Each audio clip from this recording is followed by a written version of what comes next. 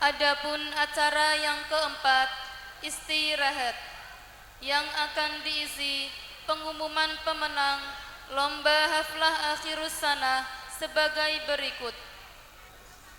Memasuki acara yang kelima, Mau'idatul Hasanah. Adapun Mau'idatul Hasanah yang pertama akan disampaikan oleh Al-Habib Zaki Al-Habsi. Kepada beliau kami persilahkan. Shallu ala Nabi Muhammad.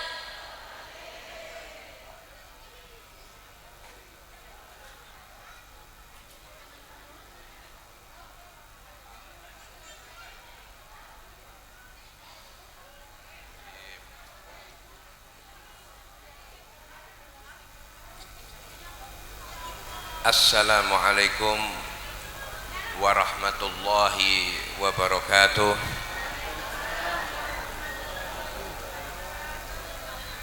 Alhamdulillah wa syukrulillah wa ala ni'amillah wassalatu wassalam ala rasulillah Sayyidina Muhammad ibn Abdullah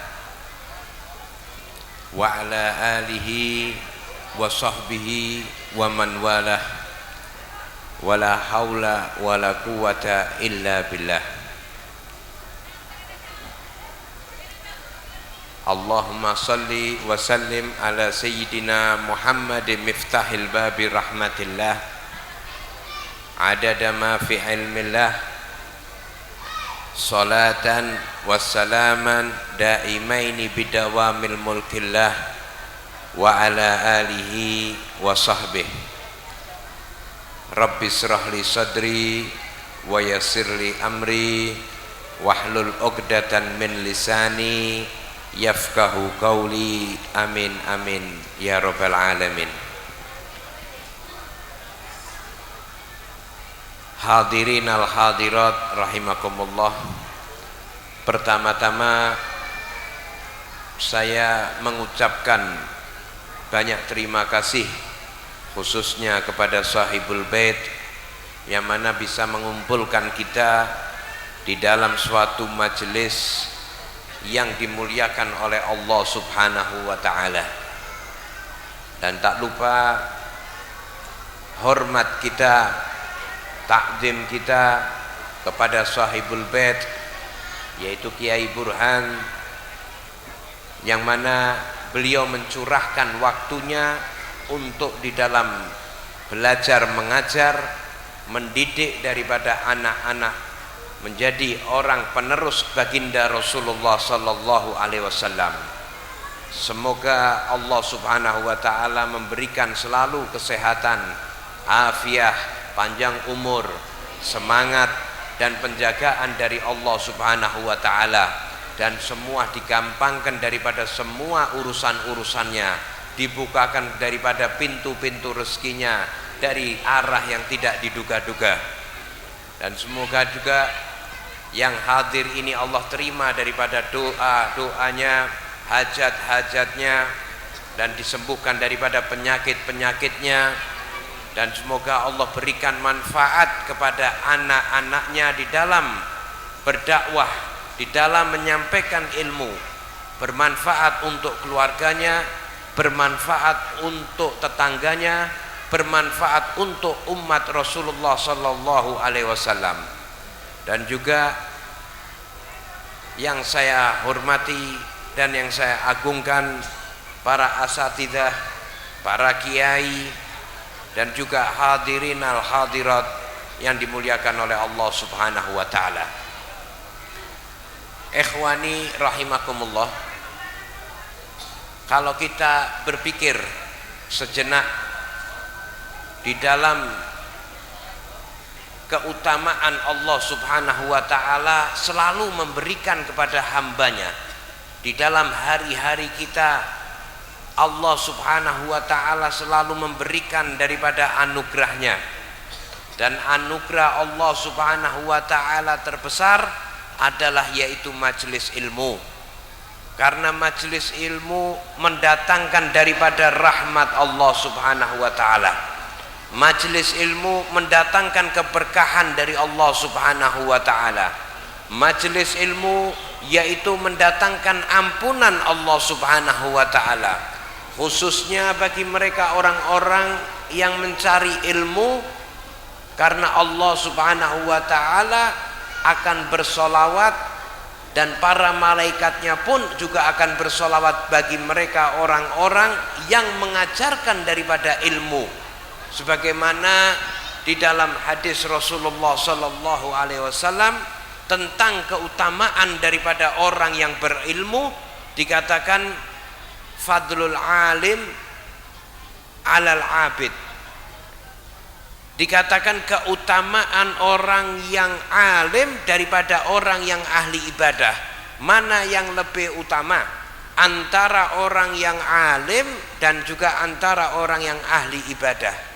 Maka Rasulullah menjawab, kafadli ala adnakum, bahwasannya keutamaan orang yang alim dengan orang yang ahli ibadah ini antara mana yang lebih utama? Maka kata Rasulullah sallallahu alaihi wasallam, seperti keutamaanku atas orang yang paling rendah di antara kalian. Jadi betul-betul mempunyai keistimewaan yang luar biasa bagi mereka orang-orang yang mempunyai ilmu. Maka dikatakan dalam hadis lanjutannya, innallaha wal malaikatahu wa hatta namla fi juhriha wa hatal haud la yusalluna ala muallimin nasil khair. Dikatakan di dalam ini sesungguhnya Allah Subhanahu wa taala dan segenap para malaikatnya dan juga hatta semut yang ada di lubang-lubangnya dan bahkan ikan yang ada di lautan, mereka semua bersolawat kepada orang yang mengajarkan kepada manusia dengan kebaikan. Semua. Artinya kalau kita melihat dari sisi bahasa, Allah bersolawat kepada orang yang mengajarkan kebaikan, yang dimaksud adalah rahmat Allah Subhanahu wa taala selalu tertuju kepada mereka orang-orang yang selalu mengajarkan kebaikan. Adapun malaikat bersolawat, maka malaikat selalu meminta ampun kepada mereka orang-orang yang selalu mengajar kebaikan. Dan begitu juga para binatang-binatang semua memohonkan ampun. Jadi keistimewaan bagi mereka orang-orang yang berilmu. Tidak semua orang yang bakal atau mempunyai harapan untuk menggapai ilmunya Allah Subhanahu wa taala kecuali Allah cinta kepadanya. Maka di dalam hadis Rasulullah sallallahu alaihi wasallam dikatakan, man yuridillahu bihi khairan yufaqihu fiddin, yaitu barang siapa yang dikehendaki oleh Allah Subhanahu wa taala akan kebaikan, maka dikatakan Allah fahamkan orang itu dalam permasalahan agama. Artinya Allah ingin menjadikan orang yang lebih baik. Allah kepengen menjadikan orang ini menjadi orang yang baik, maka Allah Subhanahu wa taala jadikan dia dipilih dia untuk bisa memahami permasalahan agama.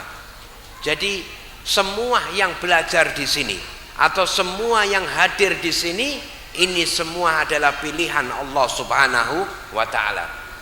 Ini pelajaran buat kita ya ikhwani, untuk supaya kita mencari bekal untuk hari kehidupan setelahnya. Bahkan di dalam kehidupan ini dikatakan apa? Innal hayata, dikatakan innal hayata dagaikun wathawani.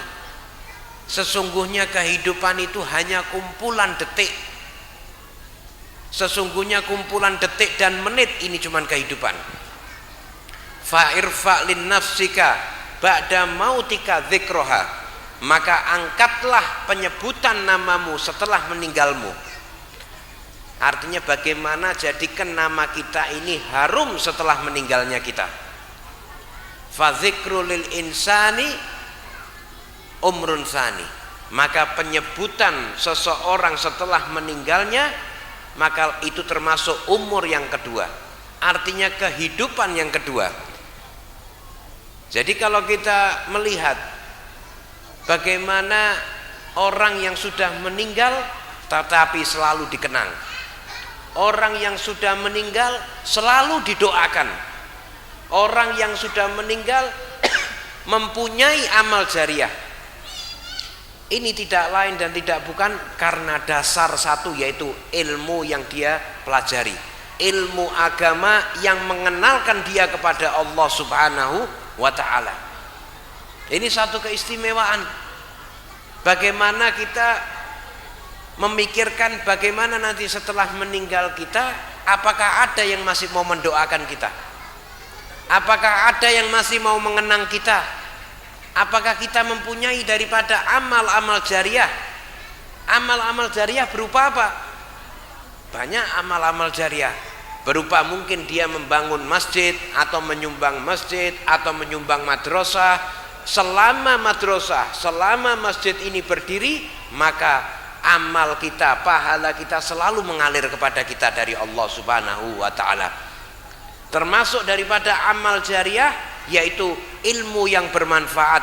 Ketika kita mempunyai ilmu yang bermanfaat, kita ajarkan kepada orang, orang itu mengajarkan lagi kepada orang lain, terus selama pengajaran itu masih ada, maka amal jariah pun selalu pahala dari Allah Subhanahu wa ta'ala selalu mengalir kepada orang ini. Orang ikhwani rahimakumullah, ini keutamaan yang luar biasa. Bahkan di dalam hadis Rasulullah sallallahu alaihi wasallam dikatakan talibul ilmi talibur rahmah. Orang yang menuntut ilmu sama saja dia mencari rahmat Allah Subhanahu wa ta'ala.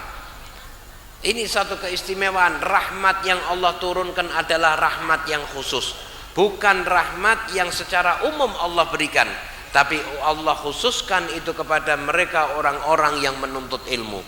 Ikhwani rahimakumullah, ini perlu kita syukuri dan perlu kita renungkan. Semoga kita selalu berharap tugas kita sebagai orang tua yang menitipkan anaknya di pondok, tugas orang tua adalah mendoakan anaknya supaya menjadi orang yang bermanfaat, supaya menjadi orang yang berkah, supaya menjadi ilmunya bermanfaat untuk keluarga dan masyarakat dan umat Rasulullah sallallahu alaihi wasallam. Karena doa orang tua ini doa yang diijabahi sama Allah Subhanahu wa ta'ala. Bahkan di dalam hadis Rasulullah sallallahu alaihi wasallam dikatakan ad-du'aul walid li waladihi kad-du'aun nabi li ummatihi. Doa ayah kepada anaknya seperti doa nabi kepada umatnya. Artinya penting, ini penting perlu kita perhatikan, khususnya bagi orang tua. Jangan sampai nyepatani anak, jangan sampai berkata kasar atau misui anak, ngelaknat anak, nyumpai dan lain sebagainya. Tugas orang tua adalah mendoakan anaknya. Karena anak sudah dititipkan di pondok-pondok pesantren, maka tugas orang tua mendoakan anak. Doa ayah kepada anaknya seperti doa Nabi kepada umatnya, tidak akan tertolak. Maka tugas orang tua khususnya ayah mendoakan anaknya dengan penuh kebaikan. Doakan. Kalau sudah Allah berikan manfaat ilmunya, Allah berkahi daripada ilmunya, Allah berkahi dalam kehidupan berkat daripada orang tuanya, maka dia akan menyenangkan kedua orang tuanya dunia sampai akhirat.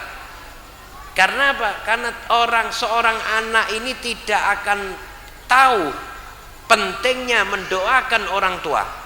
Karena seorang anak itu dituntut untuk berbakti kepada kedua orang tuanya. Tapi sebaliknya, orang tua dituntut untuk mendidik dan juga berbakti kepada anaknya.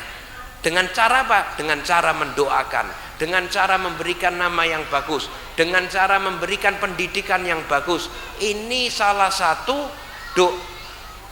tugas hak daripada orang tua terhadap anaknya.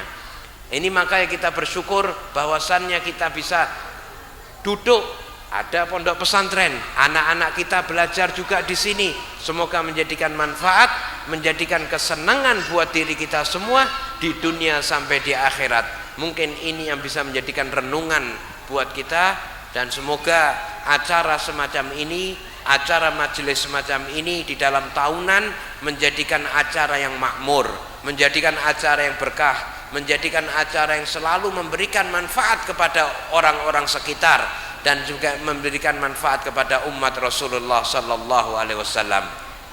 Ini mungkin yang bisa saya sampaikan, kurang lebihnya saya minta maaf dan wal afu minkum, dan dimaafi kalau ada salah kata. Ini yang bisa kami sampaikan. Wassalamualaikum warahmatullahi wabarakatuh.